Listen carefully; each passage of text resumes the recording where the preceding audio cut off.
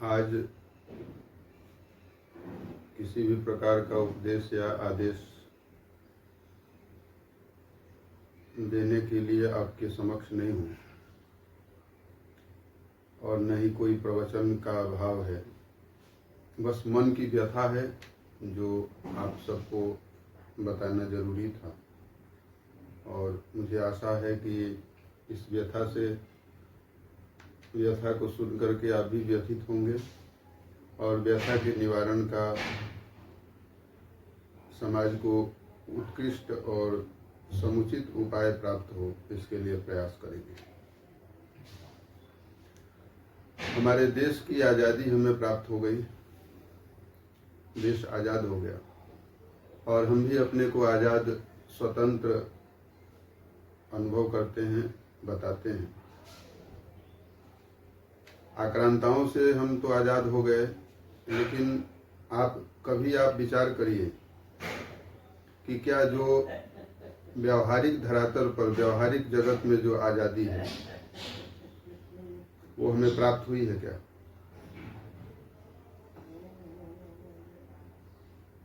हम कहीं न कहीं से उन संसाधनों के गुलाम होते जा रहे हैं जो हमारे जीवन के लिए अत्यंत घातक है और ये कटु सत्य है, कहीं से भी अस्वीकार्य नहीं किया जा सकता है। आप नई पीढ़ी को आज विचार करें, देखें तो नई पीढ़ी किस दिशा में जा रही है? गुलामी की दिशा में जा रही है। कई बच्चे ऐसे हैं जिनको फेसबुक, इंस्टा और तमाम जो सोशल मीडिया के संसाधन हैं उनमें रील चलती रहती है और बिना रील देखे उनको नींद नहीं आती है। यानी कि वो गुलाम हो गए हैं, उसके बिना इनका काम नहीं चलने वाला है। 2 घंटे बिना रील देखे नींद नहीं आएगी, एसी में बिना सोए नींद नहीं आएगी। तो उन संसाधनों के अधीन हमारा जीवन हुआ तो हम स्वतंत्र कैसे हुए? जब रील देखे बिना बेचैनी हो जाए तो ये तो एक बहुत ही खतरनाक नशा है, व्यसन है, जो जीवन को कहीं न कहीं से ये जो मेंटल इलनेस है इसका मुख्य कारण ये बन रहा है। और ये कहने में कहीं से कोई अतिशयोक्ति नहीं होगी कि आने वाले दिनों में प्रत्येक व्यक्ति इस बीमारी से ग्रसित होगा, मानसिक रोगी हो जाएगा, क्योंकि हम इस पे ध्यान नहीं दे रहे हैं। बहुत ही हल्के में समझ रहे हैं कि चलो मनोरंजन है, छोटे बच्चों को मोबाइल पकड़ा देते हैं, गेम देखते हैं बच्चे, बड़े जो हैं वो अपने स्तर का गेम देख रहे हैं। तो मेरा निवेदन बस यही है, मेरी व्यथा है कि इसको हटाने का प्रयास किया जाए और ये हटेगा तभी। हमारी शिक्षा व्यवस्था भी इसके अधीन हो गई। अब बिना मोबाइल के हमारी कोई पढ़ाई नहीं हो पा रही है। ऑनलाइन आजकल पढ़ाई चलना शुरू हो गई। मैं इसका विरोधी नहीं हूँ, सुविधाएं बढ़ी हैं, ठीक है, लेकिन किताबों को भी, किताब की व्यवस्था को भी नष्ट नहीं करना चाहिए। जब ग्रंथ से हम जुड़े हुए थे, जब हम पुस्तकालयों से जुड़े हुए थे तो हमारी शिक्षा व्यवस्था क्या कम थी? पूरी दुनिया हमारे यहाँ अध्ययन के लिए आया करती थी, इतिहास गवाह है, और विश्व गुरु भी थे। तो मैं विज्ञान के आधुनिक स्वरूप की निंदा नहीं कर सकता। समय की जो आवश्यकता है उसको सीमा में रह करके उसकी पूर्ति होनी चाहिए, लेकिन असीमित नहीं होनी चाहिए, अनावश्यक दुरुपयोग नहीं होना चाहिए। और यह दुरुपयोग जीवन के लिए मैं बार बार पुनः आपसे निवेदन करता हूं कि संपूर्ण मानवता के विनाश का एक कारण बनेगा ये भविष्य में, अगर इस पर हमने ध्यान नहीं दिया तो मैं पुनः ऐसी आशा करता हूं कि यह व्यथा समाप्त होगी और आप जो भी इन विचारों को, मेरे विचारों को सुन रहे हैं, यहाँ जहाँ तक प्रसारित किया जा रहा है, उन सब के माध्यम से समाज को नई दिशा प्राप्त होगी और इस पर गंभीरता से विचार किया जाएगा कि हम गुलामी के इस जंजीर से मुक्त हो जाएं और स्वतंत्र जीवन हमारा हो, परतंत्र जीवन न हो, हम स्वतंत्र हों। स्वतंत्र मतलब शास्त्र के नियमों के अनुरूप हमारा जीवन हो।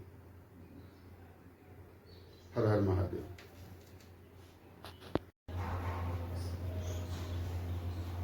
जब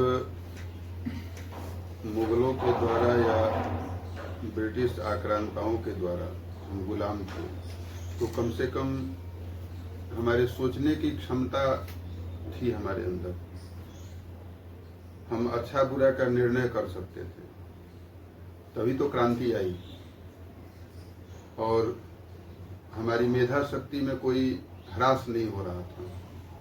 लेकिन इस गुलामी का इतना बुरा असर है, प्रतिकूल असर है, कि हमारे भीतर सोचने की क्षमता भी समाप्त हो जाएगी। हम यह निर्णय नहीं कर पाएंगे कि हमें क्या करना है, क्या नहीं करना।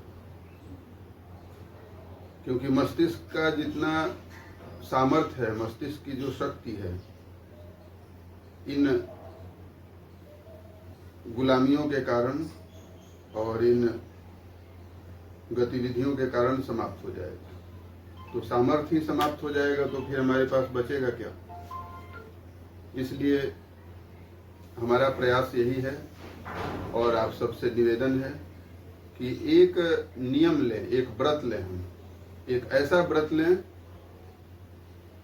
जो हम देवताओं के लिए करते हैं, भगवान का व्रत करते हैं ना, शिवरात्रि का, नवरात्रि का इत्यादि, वैसा व्रत लें हम। यहाँ देवता की प्रसन्नता के लिए व्रत नहीं करना है, अपने मस्तिष्क की सुरक्षा के लिए और अपने जीवन की सुव्यवस्था के लिए यह व्रत लेना है कि हम मोबाइल से रात्रि में दूर हो जाएंगे, 9 बजे के बाद मोबाइल बंद कर देंगे, या सप्ताह में 1 दिन 2 दिन कम से कम इससे दूरी बनाने की कोशिश करेंगे। जितना हो सकेगा हम ऐसा प्रयास करेंगे। ये व्रत हमें लेना होगा। अगर ऐसा व्रत भारतवर्ष का प्रत्येक युवा लेगा तो आर्थिक उन्नति भी होगी। आप पढ़े लिखे लोगों को पता है कि सर्वे हो रहे हैं, तो इसमें इन सब सोशल मीडिया के ऐप का दुरुपयोग करने से विदेशियों को लाभ हो रहा है। बहुत सारी कंपनियां विदेशी कंपनियां हैं इसमें, बहुत सारे जो संसाधन है वो सब विदेशों के हैं।